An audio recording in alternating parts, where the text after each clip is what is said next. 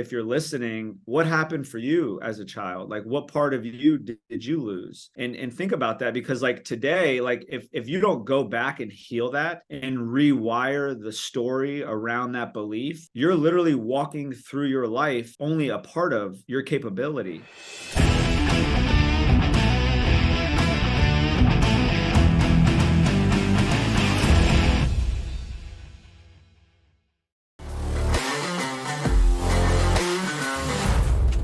Hey, thank you so much for tuning in to True Grit and Grace. I'm Amberly, and I'm really excited to have today's guest on. I think with addiction being on the rise, people really suffering from mental health issues, especially with everything going on in the world, I thought I need to bring on an expert in these subjects. And y'all, his story, his experience, strength, and hope is so inspiring. His story of turning tragedy into triumph is just going to uplift you. And he's got so many tools and takeaway. So I've got Ryan. And Ryan, tell me if I'm saying your last name right. Zofay?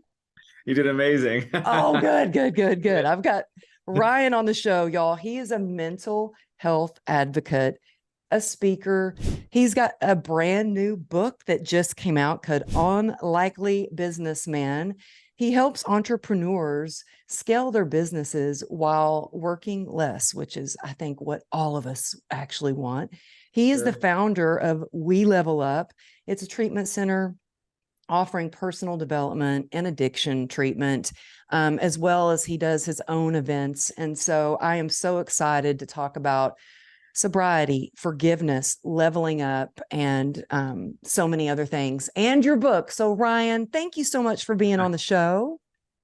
Amberly, thank you so much for having me. It's such a pleasure to be here with you. And I just wanted to say I love what you're doing, and I'm so honored to be here to serve your community and share my story of hope.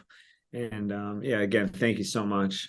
Oh, well, thank you. The more I dug into your story, I was like, it really hits home for me. I'm sober. I got sober, and I think you got sober in 2001. Is that when you got sober? And I got sober 2016. It took me a little bit longer to become an alcoholic. And then when I did, I was like, oh my goodness, I got a problem, and got sober in 2016. But your story of how you went from such tragedy and were even incarcerated, it really hit home. My brother sits on death row here in Texas because he didn't get this gift of sobriety like we have. And so I would love to go back and just share, if you don't mind sharing a little bit of your story growing up, and then how your mom had substance abuse or addiction, and then you got into addiction and how you got out of that. Do you mind taking us back to that point where you hit rock bottom? I mean, literally, you were well, I'll let you tell your story because it's fascinating, but yeah, go ahead. Oh, thank you so much, Amberly. And, what I've learned throughout my life is, 95% of what we do today originated from your childhood, and especially the ages between like 0 and 7. And so that's when the majority of my trauma originated. And my first traumatic experience, I was 4 years old. It was Christmas, and for whatever reason, the significance of Christmas, my parents sat me down and they told me that my sister had a fatal disease called Alexander's disease, and she wasn't going to be living that much longer. And it was devastating. I really didn't understand it. I just knew that it wasn't good, and I felt the energy in the household. And I started to see my sister progressively get sicker and sicker. And what was the age difference between the two of you? Sure. She was 18 months older than me. Okay. Yeah. So she was my big sister. I loved her to death. She was my best friend. She was my everything. And so fast forward a year, I was 5. It was my 5th birthday. And I remember there was my dad invited all my friends over because my sister was really sick, and they wanted, to me be a part of, they wanted her to be a part of my birthday. and again, at this time, I didn't really know much. I just knew that she was sick, and it was just the way it was. And then for whatever reason, I got in trouble during my birthday, and my father grounded me. And I remember being in my bedroom, and I remember my carpet was blue, my hallway carpet was brown, and my father was like, "Do not cross this line in the carpet." And I just really didn't understand what was going on. And I just remember I kept calling my sister, Ashley, Ashley. And it felt like 10, 20 minutes. She finally started crawling around the corner, and she Oh, had a trach in her throat, and she was really having a hard time speaking. And I remembered I was just so happy. I was so excited to have that moment with her. And I was playing with her, and it was an amazing moment, and it turned into such a tragedy. That was actually the last time I got to spend with my sister. Right after that, she started to have seizures, oh, and my parents rushed her to the bathroom. They put ice in the tub, and they were trying to reduce her fever. She had 105-degree fever. oh my goodness. Yeah, I just remember just being so devastated and just being so confused and not really understanding. And they were telling me they had to rush her to the hospital, and I wanted to go, and they didn't want me to go with them. And I didn't understand that. And that was the last time I saw my sister. Oh my So goodness. That is so traumatic as a child to go through that. And it's interesting. I want to go back to what you said, like from the ages of 0 to 7 is when we like form all our thoughts, our subconscious thinking. Um, and I knew I'd heard that, but I just actually learned that because I have a friend of mine who's an incredible coach, and he called me out on some stuff that I was saying. Like I would say, oh my gosh, I can't believe this person is helping me. Like no one ever helps me. Like I always have worked and done it myself. And he caught me, and he took me back to when I was a child, and we walked through the traumatic experiences that I had. And he's like, do you see where people help you all the time? People gift you by letting you be on their stage. I'm helping you by spending time with you right now. This one company wants to give you medical treatment for free. Like people help you all the time. That's the story that you've created in your life. And it's like interesting when we go back and we can look at those traumatic experiences and start to heal them. But that was just the beginning, because shortly after that, you started to witness other traumatic things. What was the next thing that happened? yeah, so not only did I feel like I lost my sister, but then I started to experience the loss of my family. My father was a workaholic. My mother and him fought all the time. And then my mother, shortly after, divorced my dad. And I really, again, didn't understand. So like I'm literally just so confused. And I started to to to blame myself. I started to think like I was the reason, I was the cause, because I just wanted their attention and their love so bad. They were just incapable of doing it at the time. And so I bounced around from my grandparents' house, and my mother, she turned to addiction. She was using prescription pills, and she was in nursing school, so she had a lot of relationships with doctors, and so she was writing her prescriptions. And I just Mm. remember like really not seeing her much. And then she started getting into another relationship with another man. And again, just so confused. Like what, like I'm thinking why aren't we good enough? Like why aren't, my dad good enough? Or why aren't I good enough? And I started comparing myself to like these men, and they were just so abusive to her. And it was just confusing, because it's like, why are you allowing this? Like, why are you accepting this type of behavior and this type of abuse? And by the time I was 9 years old, I remembered walking home from school, came into the house, and my father was in the kitchen, and he was drinking alcohol. And he then begins to tell me that my mother was just shot with a 357 Magnum in the throat, and she might not live. And it was devastating. And I went to my bedroom, and that was the first time that I considered, maybe I don't belong here. Maybe I need to end my life. Mm. And I just like went nuts, started screaming, crying, just going crazy in my bedroom. And so yeah, that was my second like big traumatic experience that marked a lot of the healing that I've had to work on to get to where I'm at today. Oh my goodness. And then you started turning to, was it alcohol, pills, both? What kind of addiction did you have? Yeah, so I mean, I was like a garbage can, right? Like anything I can get my hands on, I just wanted to numb the feelings, and it was Mm-hmm. just so painful and so traumatic. Wanting to be there for my mom and wanting to protect her, and incapable of doing it. And my father was an alcoholic, and he was abusive, and so I just never really felt safe. I never felt like I Yeah. belonged. I just felt like I was like this outcast, and I had references, right? Like the human mind looks for evidence to support its belief system. And so the only evidence that I had was my mom left, my father's abusive. I go to my grandparents all the time. They wouldn't let me go to see my sister before she passed away. And so I'm literally living in this victim mentality, and like, what is a victim? A victim is a sufferer, someone that suffers, or someone that experiences casualties or even fatalities, and so when my sister died, I lost a part of me. I lost a Mm. part of who I was. And so if you're listening, what happened for you as a child? Like what part of you did you lose? And think about that, because like today, like if you don't go back and heal that and rewire the story around that belief, you're literally walking through your life only a part of your capability. And It's so that was so true. That is so it. true. Everything So that you're saying, I love. I literally just started, you think, oh, I've done therapy, I've healed that.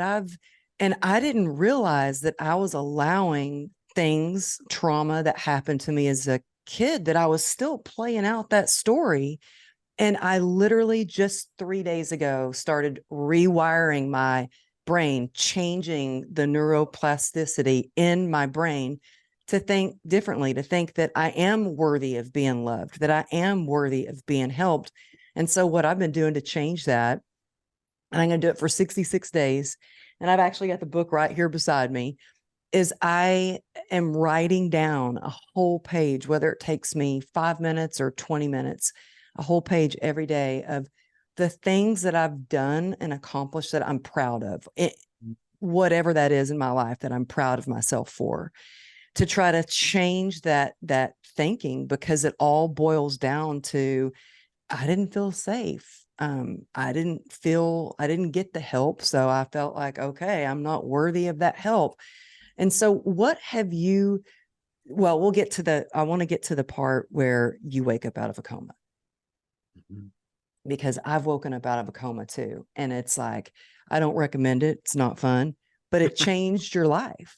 Yeah, it was, and it's wild, right? Like everything that I'm telling you today, I know it was a gift. And today I am so grateful that I had the experiences that I had, which might sound crazy to some people because I would never wish that on my worst enemy, and so my mom lived, she did not die. And here's the crazy part, within 2 years, she's back in that relationship with that man.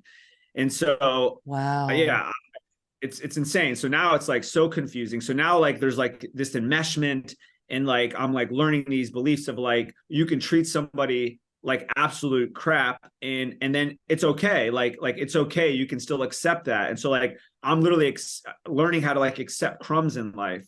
And so by the time I was 11, I started using drugs with my mother again, just to With fit. your mom? Yeah, she introduced me to my first drug. My first time I got high was with her. Yeah. And how old were you? I was 11 when that happened. Yeah. 11 years old. That breaks my heart. Yeah. It's sad because it's only sad again, like change your story, change your life, right? So like I'll speak from that perspective. At that time, it was devastating. It was sad. I couldn't believe it, but again, like I just wanted to be a part of her life, and this is what she was doing. So I was like, okay, let me just do what she's doing. And then shortly after that, I became like her little pawn, and she started teaching me how to be a criminal, and she started encouraging me to steal from my father. And then next thing you know, that turned into me hanging out with kids in the neighborhood. And next thing you know, that I'm robbing houses, stealing cars.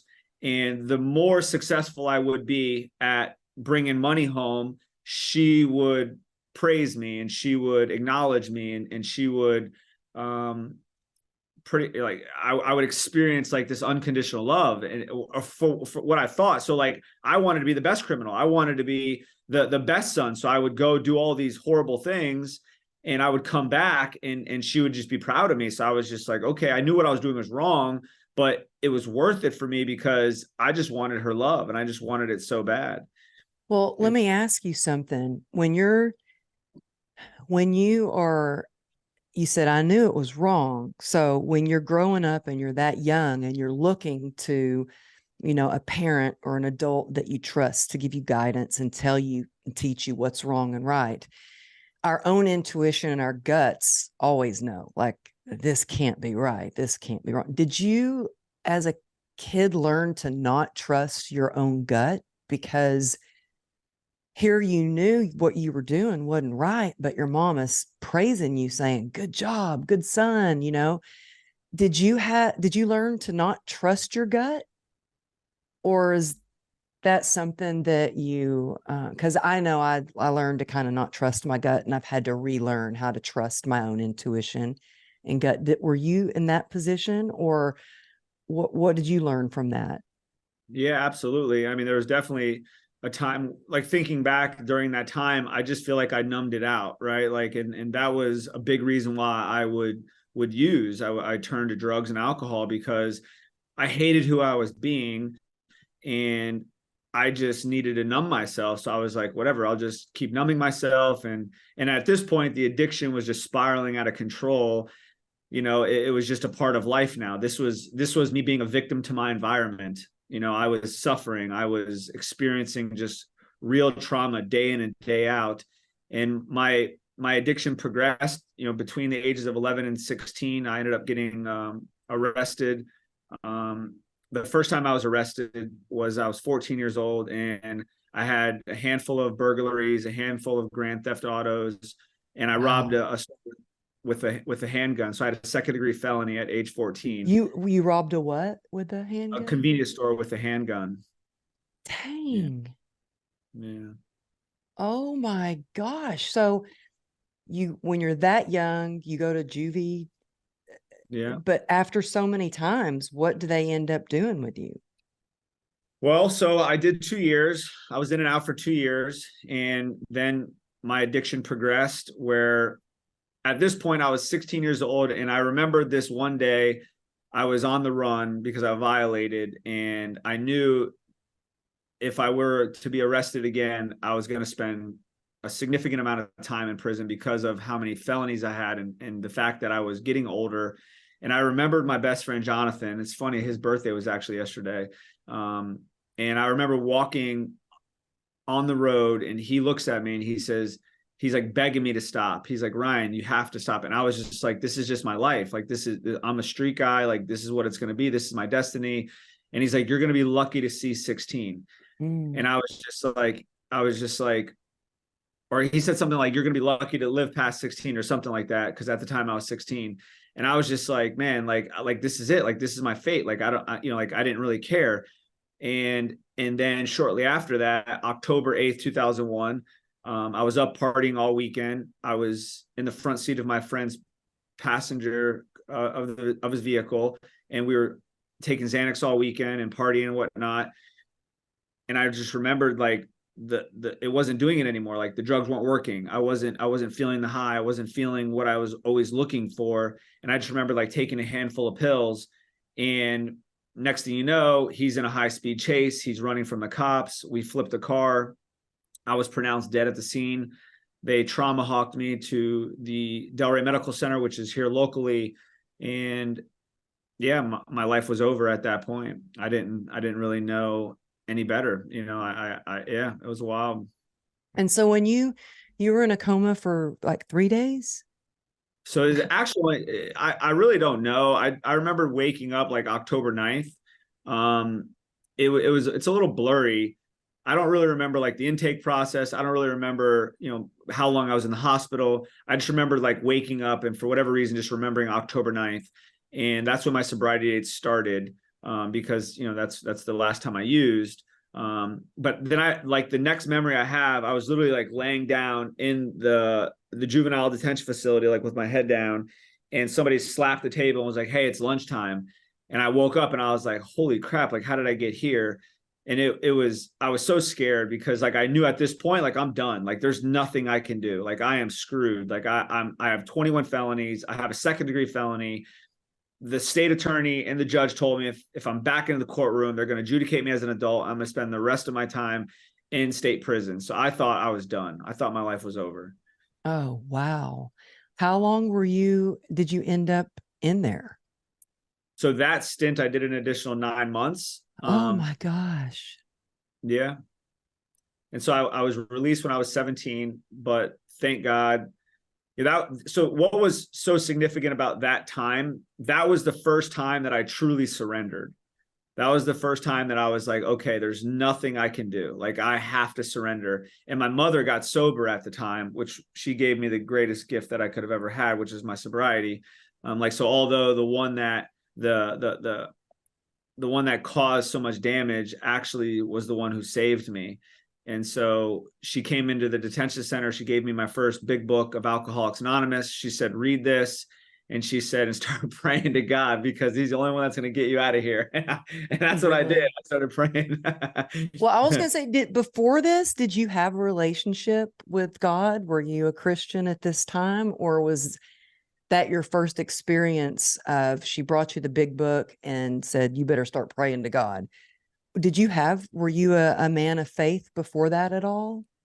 So in third and fourth grade, they enrolled me into a private school called Christian Trinity Academy, and I think it was in Boynton Beach. And so I was introduced to Jesus Christ at that time, but I was so young, I didn't really know any better. I just heard what they said, and it resonated with me, and it was a part of my practice. So it was a part of my life. And then my friend Jonathan, his parents were really big into church, and they would bring me into the youth groups.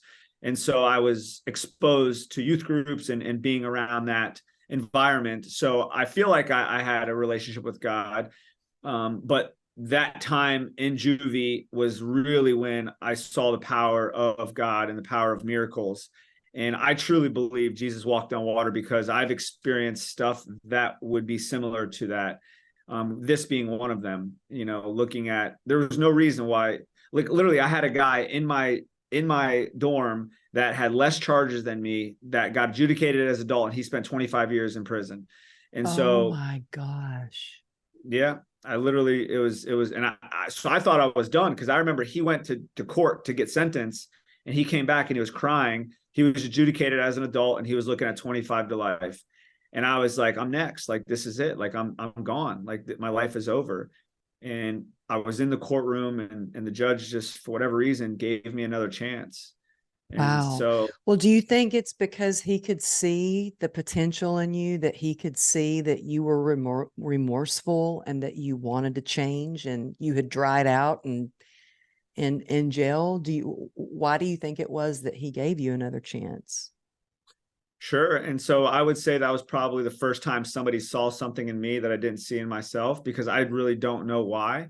This was the first time somebody's asked me that question. So now, like reflecting back, thinking about it, like he obviously bet on the right horse, because I know that moment in my life was such a turning point for me, which is the foundation of who I am today. Because going through what I went through, watching my mom I didn't even share this. She then was stabbed by this man 13 times. He attempted to take her life again. So he not only did he shoot her in the neck, he stabbed her 13 times, like beat her up all the time, you know, smoking crack cocaine, selling herself, just like pure abuse between both parents, living on the streets. Like I could never imagine anybody having to go through what I went through.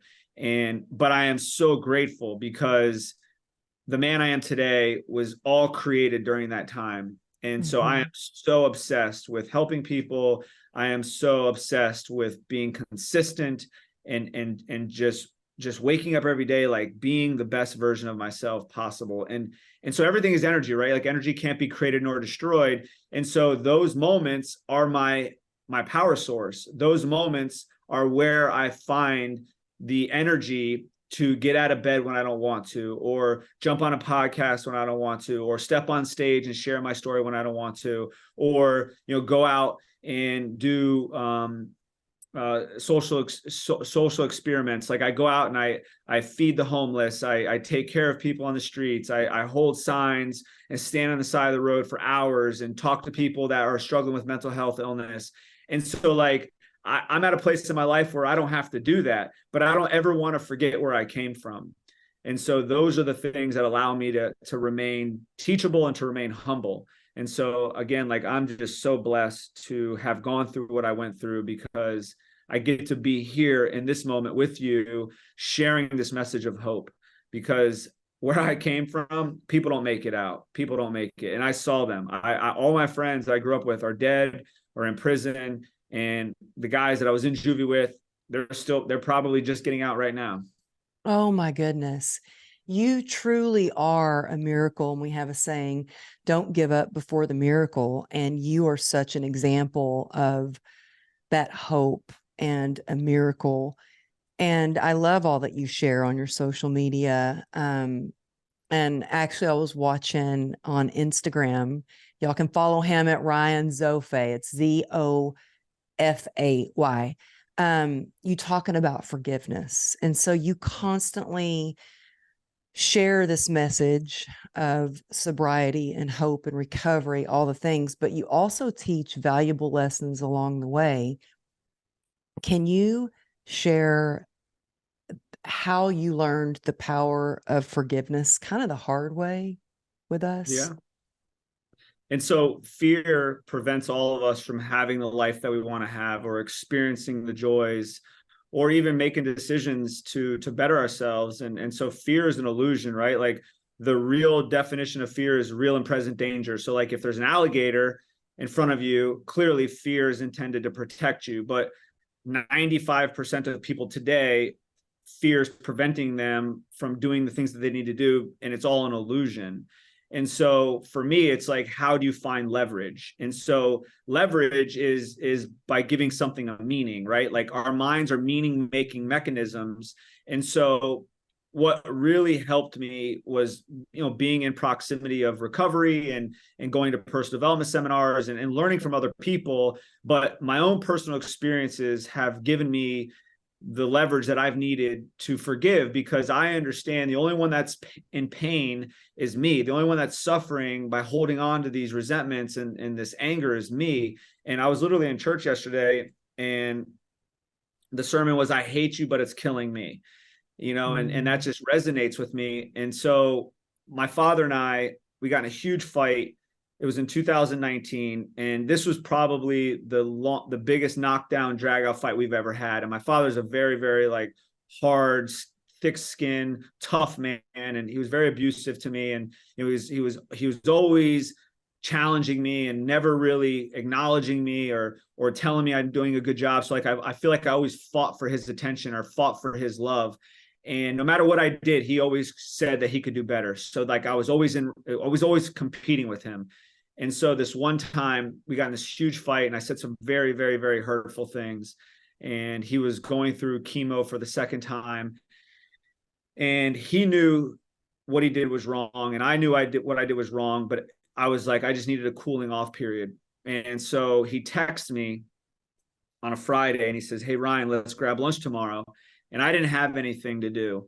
But I ignored him. I texted him the next day and said, "Oh, hey, sorry, I'm busy. Maybe we can get together next week."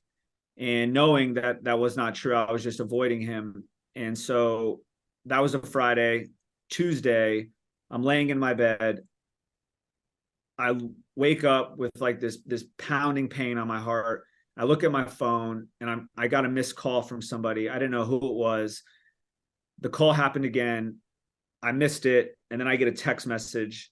and here's the crazy part. This is how deep the revenge was, and this is how angry I was at the time. It was my dad's fiance, and I didn't even have her name saved in my phone. And she says, Ryan, it's Vilma. Your father just had a stroke. You need to get to the hospital. And Mm. so that was uh that was a very painful moment for me. Mm. And I rushed to the hospital. I walked in, and my dad's such a strong man. He looks at me and he says, "It's okay." He says, "It's okay. I love you. I'm proud of you."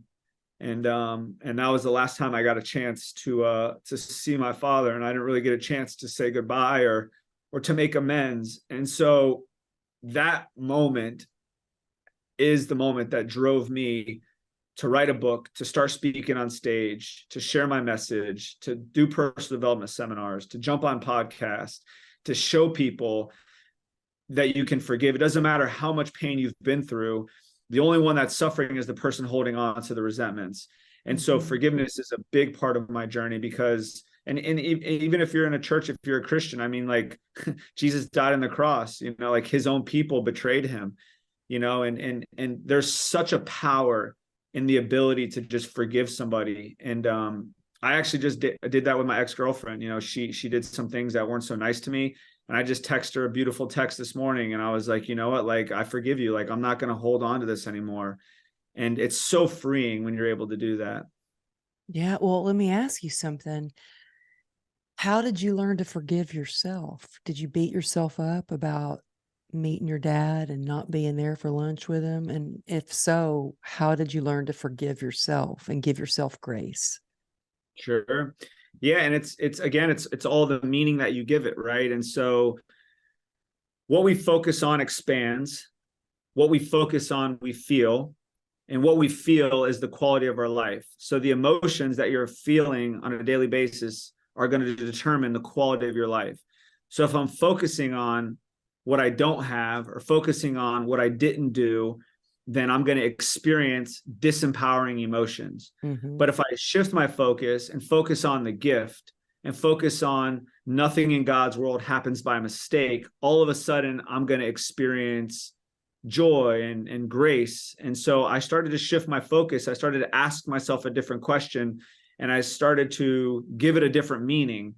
There was a time, and it's a daily grind. Like every day I'm battling it with it. Like today I woke up and the meaning I gave it was like, you know what, like that was a gift. That was the leverage that I needed to be here with you today. And I know that I was intended to learn that so that I can share that message with others and show others that it's okay to make mistakes. And none of us are perfect. We're humans. We're here in Earth School doing the best that we can.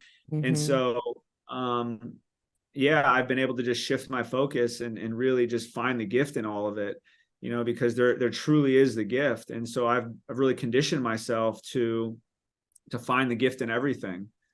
Well, that's beautiful. And I think it's so true. I think that resilient people choose very wisely what they focus on. What is something that helps you shift your focus?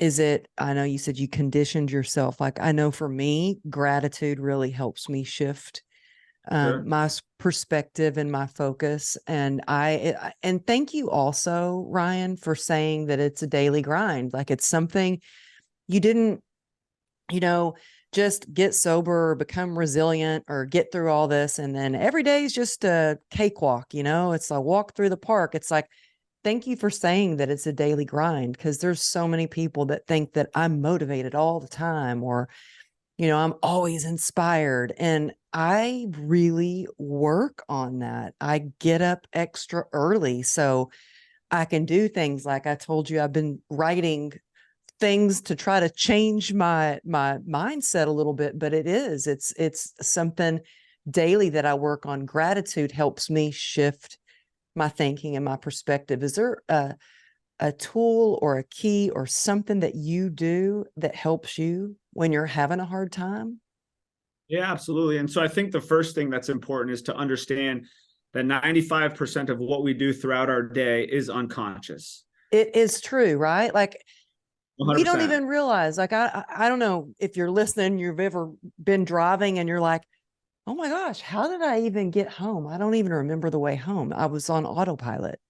Right. Right. And you woke up out of the same side of the bed, you picked up your phone, or you walked to the bathroom, or you brushed your teeth, or you took your dog out, or you drank your coffee, you went to the gym. You literally do the same thing every single day.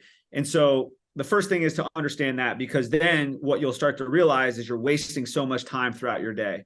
And so the objective is to create a conscious awareness of a practice. It's all about practice and having conscious awareness. And so every single day that I wake up, I live out of my calendar. So I wake up, I hit my knees and pray, I journal, I cold plunge, I hit the gym, I attempt to do something that's out of the ordinary because I want to like rewire my brain real time. And so if you notice, like everybody brushes, if you're righty, you brush your teeth with your right hand, shift and brush your teeth with your left hand. All of a sudden it feels different. It feels unique. And so taking those types of practices to see things differently, to feel things differently, all of a sudden you're going to start to see that like time is just an illusion. And you'll start to realize there's so much time that you have available to start adding on these new practices and rituals. It's all practices and rituals. It's an effort. You have to literally put effort in every single day to consciously focus on who you want to become. Mm-hmm. And you know, Joe Dispenza talks about it like we live in the past. You know, our thoughts create our choices, which creates our behaviors, which creates our experiences, which creates our emotions, which is the state that we're living in. So if you're living in the past, what that person did to me, what they didn't do to me, or I didn't get the job, I didn't get the relationship I wanted, or I didn't make the money that I wanted to make, that's your emotional state that you're living in. And so we have to focus on who we want to become. We have to focus on who and what we have to do in order to become this new version. And so because 95% of what we do is in the past, we have 65,000 thoughts a day. 85% of them happen to be repetitive negative thoughts because our unconscious mind is looking to scan the horizon to find what's wrong in every situation because it's intended to keep you alive.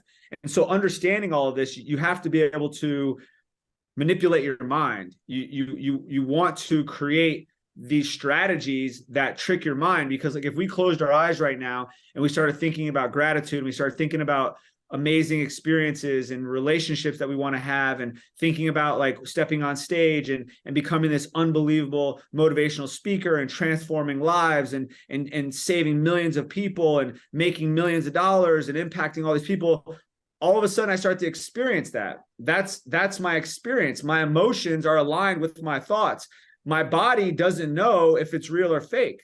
My body is only being triggered by what my mind is thinking. So we have to focus every single day on who we're becoming and who we want to become. And then once we are that person, then the law of attraction happens and you start to attract who you are. And that's been my obsession, because now I understand this. And it's like, hey, if I want to be a world leader, I have to become a world leader. What does a world leader do? Like, how does a world leader show up? And then if I'm showing up as a world leader, then I'm going to attract that level of attraction in my life. It's so true. And I know that you've talked a lot about on your YouTube channel and such, you've talked a lot about proximity and the importance of proximity and how that's changed your life, basically. I mean, even in the gym, you know, you working out with somebody, you're like, I want to work out with this person because they have the kind of workout and regimen that I want to achieve. And so can you talk to us a little bit about how important is it to be in proximity of people, everything? I mean, that's when my life started to change, because the human mind looks for evidence to support its belief systems, right? And so if I want to believe that I can do something that I'm not doing today, then I need to put myself in a position to be around somebody that's doing the very thing that I want to do. Because what you'll start to see is that is a human just like you. And then you're like, wait a minute, he's not that much different than me. He's not that much more unique than me. Actually, if I start to apply the things that he's applying in his life, I will get some resemblance of that. And all of a sudden that starts to happen. and then your mind starts to believe it, and all of a sudden you're like, wait a minute, like I can do this, like wait a minute, like I can step on stage and be a public speaker, I can lift heavier weights if you want to. And at the end of the day, it's like disruption follows intention.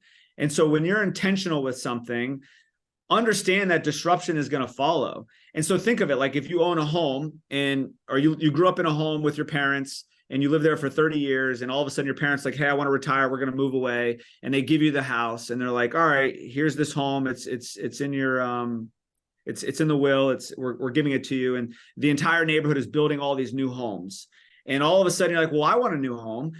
Well, what's following that intention is destruction. You have to tear down the old home in order to build a new one. And that's the same thing in life. Like if you're going to intentionally do something, understand that destruction is going to follow that, because you're now shifting the energy field. You're shifting how you're showing up. You're shifting who you're being. Right. And so all these things are patterns and habits. And so if I decide to be something different, then the things I was doing prior to making that decision are going to be disrupted.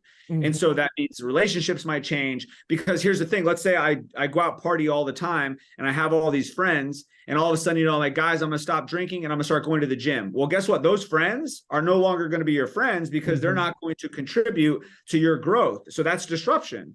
Right. And so it's so important to be around people that can model excellence. Oh, it's so true. And I love that you practice what you preach. Like you go and you go to Tony Robbins seminars and stuff like that. And let me tell you, I'd always heard how great Tony Robbins is. I'm like, yeah, I know, but like, man, what people go nuts over him. Like, I don't know. So I experienced after I first moved to Dallas. Wow. Had a friend say, hey, Tony Robbins is doing this event. I'm like, yeah, I want to go. So we get tickets, and we don't get the platinum tickets, which are right in front. We get like the gold tickets that are like right behind the front row. Right. I believe everything happens for a reason. Tony Robbins, I kid you not, stood in front of me right in front of me, not in front. He wasn't in front of the platinum row. They were like turned around backwards, stood in front of me and just poured into us for like 3 hours. He was so close to me that when he was talking, he was spitting on me, like spits hitting me. I'm like, oh my God, Tony Robbins is spitting on me, and he's got these big hands and he's out there clapping. And I was like, oh my gosh, this is unbelievable. And you could feel the energy. And it was a game changer for me. And I was like, wow. So I get it. Like I know that's why I think it's so important to get in the room at events. And I know you do your own events. I wanted to ask you, because I know we're running out of time. Just everything that you share is so amazing. We're going to get to your book too. But how did you, because you have We Level Up. You do We Level Up events for mental health, self-development, but you also have a facility for recovery where you help people get sober. How many beds are in that facility? Sure. So right now online, we have 174 active beds. So we have 5 programs in 4 states. Within the next 12 to 18 months, we'll have 8 programs in 5 states, over 300 beds. And so we've been doing it for about 10 years now. I have about 600 employees. So that's my primary source of income. And so the personal development was inspired by Tony. So I've been to about 30 Tony events. So I've done 30 of those events over the last 5 years. And I was a lion. So I was a part of Tony's inner circle. And I remember going to his house for the first time. It was July 2020, right after the pandemic happened. And I literally watched Tony apply everything that he taught me real time in his life, because his whole company literally went bankrupt overnight. And so it was really cool to see. And the meaning and the grace that he had was just so profound. And the feedback to me was like, quit playing small, Ryan. Like, there's no excuse. Like, you need to get out there. And I remembered that moment with my father, and I was like, okay, that's the power source that I need. And so I started making the decision to put on events, and it's been the best thing I've ever done, because I've helped over, a couple thousand people at this point. And it's such a magical moment to be there at the ground level with humans doing the best that they can with the intention of wanting to grow and to heal, and to be able to experience that with them is just such a beautiful experience. And I'm so blessed to be able to do that. Oh, well, it's amazing and must be so fulfilling, all the people that you're helping. So you do your own events, and now you're speaking all over for other events as well. Have you ever spoken at one of Tony's events? Yeah. So August 2021 was my first time speaking. Tony actually shared the mic with me, and it was the first time in Tony Robbins history where somebody was allowed to facilitate, that was in the crowd. So it was my moment. That was Sage, his wife, pulled me up on stage. Everybody was crying. It was just such a magical experience. And Tony's a great friend, and his wife and I were friends, and I love them dearly. And so yes, I've spoken in front of probably like oh no, actually I spoke at an event just recently in November, 42,000 people. I spoke Date with Destiny, 9,600 people. I've done that like twice. So I've spoken on Tony stage a handful of times. Yes. That's It's incredible. yeah, it's magical. That is incredible. Wow. Wow. That's just so incredible. Yeah, so I had to ask you that. Now tell me, your book just came out. Yeah. And it's called Unlikely Businessman. And I mean, we've just kind of scratched the surface of a little bit of the things that you do. You help so many people level up their businesses. But tell us a little bit about your book. What inspired you to write your book? Yeah, so Tony again inspired me. And I was so ashamed of like who I was. And so it was a part of my healing journey, because getting what was inside of me in writing and published was a 2.5 year process. It took me that Okay. long. Thank you for saying that, Yeah, it because took you know so what? long. It was very cathartic for me to write Yeah. my book. And For I have sure. some people go, oh, my book just poured out of me. I went and checked myself into a hotel and wrote the whole thing over a weekend. And I'm like, really? Because it took Yeah. me 2 years to write my book. Yeah. Yeah. Well, it's so true. They say like your first million's the most difficult. They say your first book's the most difficult because your mind hasn't experienced it before. And so, yeah, clearly, once you've accomplished it, then you have a reference of like, oh, I've done this, and then the cheat code, the steps that you need to take in order to show yourself the next time to do it much faster. And so, like, success rewards speed. And so, I've now started to teach entrepreneurs and business owners the very things that I've implemented in my business to scale their business. And so I've done it. I've walked the path. This year my business will do probably about 75 million in revenue. And so I am able to show people exactly what I did. Like, hey, this is exactly what I did. This is the systems that I've put in place. These are the 7 pillars that I implement and focus on a weekly basis. And this is the mindset. This is the leadership style that I have. And this is how you enroll your employees. This is how you create an environment where everybody is having so much fun and it's exciting, and giving people a compelling future, and giving people a career, and transforming people's lives. And that was a big reason why I started doing the personal development seminars, because Tony says, like, what's your X factor? Like, why are you better than everybody else? Well, I'm better because I'm the leader, and I'm going to get on the ground level, and I'm going to show people exactly how to heal trauma and to have healthy relationships, to forgive people that they've been harboring resentments with, and creating lasting change in people's lives. And so once you create lasting change in somebody's life, you have a friend and a brother forever, or a sister forever. And so that's the culture that we have as an organization. So that's what I'm really excited about next is teaching entrepreneurs how to have the freedom and the life that I have. And I'm a 7th grade dropout. So the book is literally an unlikely businessman. Like, I was not intended to be the man that I am today. And so I'm willing to show people how to do that. And I'm very excited about that. Well, you've definitely done the work. You have definitely done the work. And I would much rather learn from someone who has experienced it rather than studied it. I would much rather learn from someone who has gone through it. They know exactly. There's something very powerful when you can go, oh, me too. Like that's me. Or I want what you've got. Yeah, I know we don't have time to go through all the 7 pillars, but can you give us a couple of pillars that are in the Yeah, book? sure. Absolutely. So the first one is culture and leadership.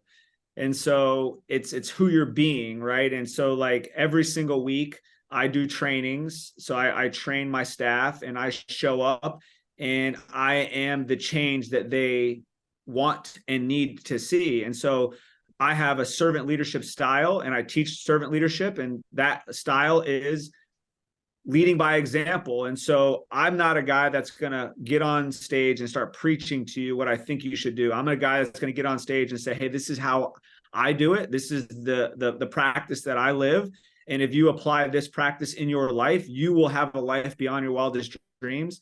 And that's the very representation of what we teach. And that's the first thing. That's first and foremost, right? Like, who are you being as a leader in your organization, right? And like, Yeah, it's so true. It's not, and that's the same with being a parent too. exactly, You can great, tell great. your kids to do something all day long, but if you're not doing it, they're looking at how your actions speak louder than words.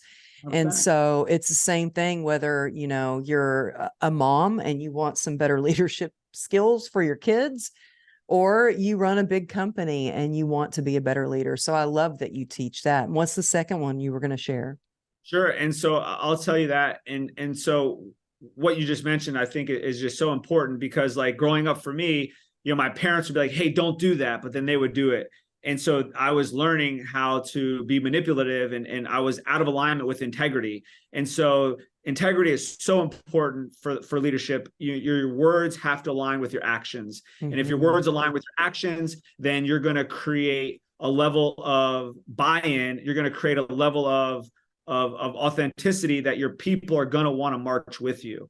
And so that is so important. The second one is like sales and marketing is what we would teach. And I expand on sales and marketing. And again, it's like sales trainings and creating like building rapport and how to have enrolling conversations to where people are like leaning in and they're attractive, they're interested and they're inquiring and they're anticipating what you're sharing. And so you're creating this level of attraction. And so sales is so important, obviously. And then marketing is again, it all leads into culture, right? And so like, what is marketing? Marketing is a brand. And so like the brand is somebody, a human attaches a story and they see themselves in a brand. So like when you think of like Rolls Royce, you think of, wow, look at myself in Rolls Royce. That'd be an amazing experience. Like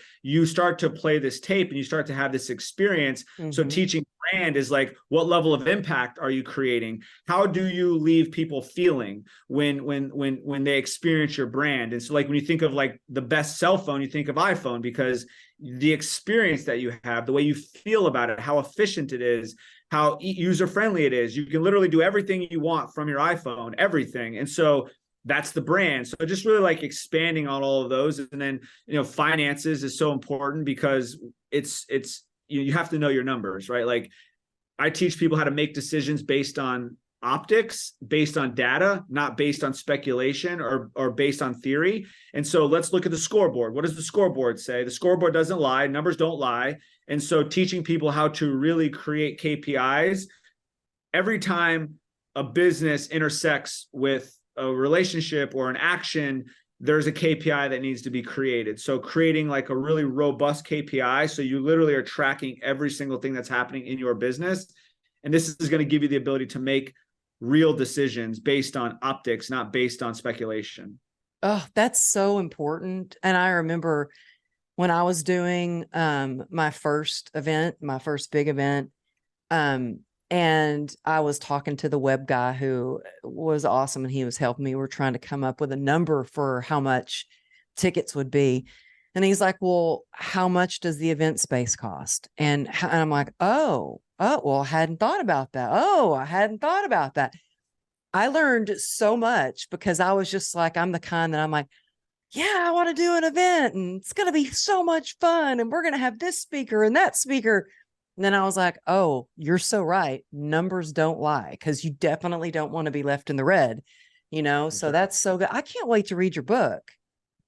So a lot of the book is really just my memoir. I'm actually going to have a volume 2 that's going to give more like business principles. But a lot of it's my memoir. There are some tips and tricks in there. But again, it was a 2.5-year book. It was literally like pulling teeth to get me to do it. Wow. Well, I'm glad you did, because you are giving others hope that they can get through challenges, that they can turn tragedy into triumph. So tell us the best place to find you, to find your programs, to find your events, and to find your book. Sure. So We Level Up is the name of our organization. So it's welevelup.com. And that has all of our information in regards to our mental health facilities and our substance abuse and alcohol facilities. The best way to find me would be my social media, which you've already shared, but I'll share it again. It's Ryan.Zofay. It's RYAN.ZOFAY. And I'll do all of my promoting there in terms of events and like speaking opportunities, and whenever I'm sharing on other people's stages or other podcasts. And so that'd be the easiest way to find it. My book, you can go to Amazon and just type in an unlikely businessman, and that will pop up and you'll be able to order it. And yeah, so from what I'm hearing, it's a good read. So I am an Amazon bestseller. Not really sure what that means, but I guess it's something good. Oh, it's awesome. You're incredible. Thank you so much for being on the show. And y'all, take a screenshot if you're watching on YouTube, or if you're listening on Spotify or iTunes, whatever you're listening, whatever platform. Take a picture and tag me at Amberly Logo Motivation, and Ryan at Ryan.Zofa and Zofay. See, messed it up. But anyway, and when I see that you have tagged me, I always share that again in my story. And definitely head over and check out his book. But thank you so much, Ryan, for taking the time to share your experience, strength, and hope, and all your wisdom. I really, really appreciate you. No, Amberly, the pleasure is mine. The consistency and the commitment that you have to do this, I know how difficult it is. I know this takes a lot of time, this takes a lot of effort, and I just want to acknowledge you for being the change that this world needs to see, and allowing for this opportunity to share my message and others that you've worked with in the past. So thank you for what you're doing. Oh, thank you so much. And thank y'all for tuning in. We'll see you next week.